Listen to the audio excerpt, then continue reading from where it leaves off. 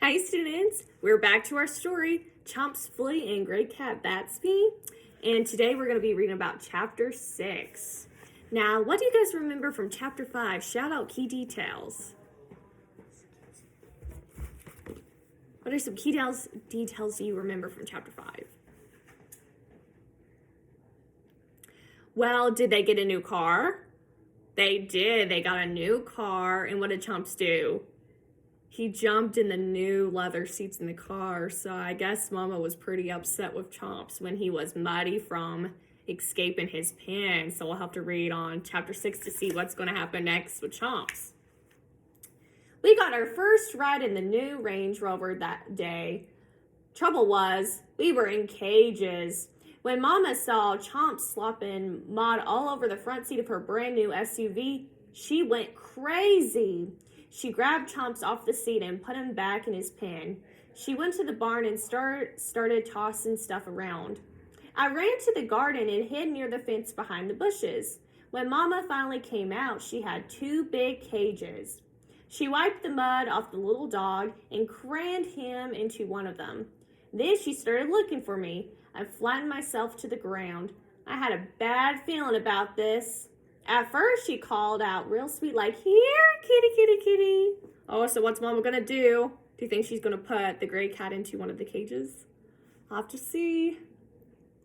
As the time went, she began calling my name. "Gray, get over here." If it hadn't been for Chomps barking and looking toward the bushes, I would have been safe. The little dog stood up in the cage and pointed his black nose straight at me. When Mama came toward the bushes, I tried to sneak off, but she was quick and grabbed me by the scruff of the neck. The first thing I knew, I was in the other cage, right next to Chomps. Mama shut the back door of her new vehicle and we were off. "Gray, why did you warn me she was going to be so mad?" "I've been warning you all day. Who thought you would have jumped on the seats of her brand new car? What were you thinking?" Chomp's ears were down against his head. It smelled good, and I wanted to see where the delicious odor was coming from. I didn't think they would take us away from our home. Oh no, where do you think Mama's going to take them? And what does the word odor mean? Odor is like a smell. So when you smell like a surroundings, like say if you smell a trash can, the odor kind of smells stinky or kind of smells smelly, versus when you smell an odor of a rose, it's like a fresh scent. So odor is like smell. I sat on my hunches as I nervously washed my paws and whiskers. "You've done it now. We're probably going to go to the pound or the vet. I told you to go back to your pen before they saw us. But no, you had to leap in and get a good look for yourself." "Gray, what are we going to do? I don't want to go away. I like it here with Mama and Daddy and you and Callie." I batted at the door with my paws. I grabbed the metal with my teeth, but it wouldn't open. There's nothing that I can do. We'll just have to wait and see what happens. The little dog whined as we drove down the road. I finished my bath and I tried to relax as we continued our ride. It was no use. When the car finally stopped, Mama picked up my cage and Daddy carried Chomps inside a brick building. "Hi, Amy, we've got 2 bald animals for you. It seems that they couldn't stay close to home and had managed to make messes of themselves. Gray needs a flea bath and Chomps needs something. Can you help us?" A pretty face peered into my cage. "Hello, sweet kitty. What have you been doing to get yourself into so much trouble?" She looked into Chomps' cage and smiled, then opened the door. She pulled him out gently. "What a precious pup. I haven't seen a white Scotty in a long time. He's wonderful." Chomp smiled back at her. The sweet tone of her voice made him wiggle so much I thought he was going to knock himself apart. The woman looked up at Mama. "They don't seem too wild. I think we can get them under control again. Do you want a puppy cut for the little guy, or do you think he's ready for a grown-up look?" "He thinks he's a grown-up. He might as well look like a big dog. Give him the works." Mama and Daddy walked out. I pushed my face against the door of the cage to see where they were going. Mama and Daddy got into a big car and drove away. I tried to figure out what I was going to do next. Okay, Chompers, I have to put you back until I finish Roscoe here. We'll get to you pretty quick. The girl called Amy shoved Chomps back into the cage and rubbed his face before closing the door. She pushed her pins closer together. A big black dog stood on the table at the back of the room. He held himself tall and proud. Amy took the clippers and started snipping the hair off the dog. She left big pom-poms of curly fur around the bottom of his legs, his tail, and around his chest. She took a white hair dryer and fluffed him all over. Then she put a big red bow in his hair and painted his toenails with red fingernail polish. Well, have you ever seen a dog with red fingernail polish? Are you watching, Chomps? I snickered. That's what you're going to look like when she's finished with you. I stretched out and folded one paw over the other. No way. No one is going to do that to me. That dog looks silly. I'm going to growl and bark so she'll leave me alone. Jeff, will you get Gray and put him in the dip? Amy called to the man in the back. Sure thing. Come here, Gray. A dark-haired young man with black fuzzy a caterpillar on his upper lip peeked in at me. So the black fuzzy caterpillar on his upper lip is what? His mustache. I scooted back and watched him.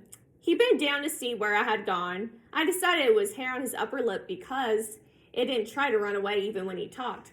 Come here, kitty. I hissed at him.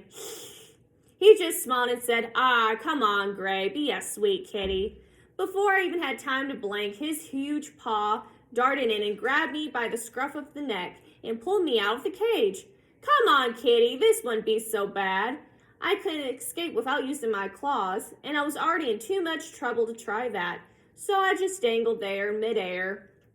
After Amy put the big dog in a cage, she went after Chomps. Jeff took me to a big bathtub full of water. I hate water. I began to squirm even harder. Jeff held on tighter and plopped me in the tub. Meow, I hollered. Jeff took a cup and poured water over my head and back. My hair was dripping and I was miserable. I couldn't get my ears to stand up straight. My whiskers drooped. He put some stuff onto my fur and started rubbing it all over me. Getting rubbed was okay. If I hadn't been so soggy and wet, I might have enjoyed it. Finally, he rinsed me off and put me back in the cage. I shook myself and tried to get dry. Before I could even get my whiskers straightened out, Amy took me from the cage. The hairdryer made a loud whizzing sound, and I didn't like that. It blew hot air into my ears, and it made them twitch and wiggle. I didn't like that either. Amy rubbed and fluffed me. That wasn't too bad. Then she got a soft brush and stroked from my ears to the tip of my tail. That felt pretty good, in fact. It almost made me forget about the noisy hairdryer. When I was finally dry, she clipped the ends of my long claws. I didn't care for that, but it didn't hurt at all. Then she took the tiny rubber bands and tied them onto my hair. One was right above my eyes, and the other one was near my tail. I couldn't see what was on my head, but a bright pink bow was attached to the other end. Once back in my cage, I grabbed with my teeth, trying to get loose. I spun around until I was worn out. It was stuck tight. I flopped down and looked out at the end of the cage. Chomps was on the table, and Amy was clipping his hair just like she had the big black dog. Told you so, I meowed at Chomps. This isn't so bad, Chomps yipped at me. She is very gentle, and I like the feel of the clippers on my skin. Besides, now, Mama can't pull so much when I get burrs in my fur. Don't look now, dog, but she's leaving a bunch of hair along the bottom where I usually get burrs anyway. I don't care. This feels good. Amy used scissors to clip the fur on his face. She left lots of fur across the top of his eyes and around his mouth. Oh, so they went to the salon, and look, Chomps is getting the spa treatment, and so is Gray the cat, and he got a little bow on his tail. But they seem to, at first they were like, I don't know about this, but now they seem to enjoy it. They like getting pampered at the dog spa. Amy whispered, "Sweet doggy," to him while she clipped.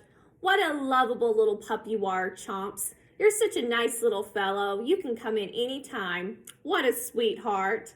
His tail wagged so hard it shook him to clear up the pointy ears. I couldn't take it anymore. I curled up in a ball and tried to catch a quick catnap before I got sick. The sounds of barking dogs, clippers, and hand dryers were soon gone from my head as a dream of mice racing away from me. And we're going to pause there for now, but they are enjoying their time at the dog spa, and Gray's decided to take a quick cat nap, which is kind of like a nap he would take at the dog spa before he goes home to drown out the sounds of other dogs and the sounds of clippers. But they're enjoying their time at the spa, and we'll continue on chapter 6 next time. See you then. Bye.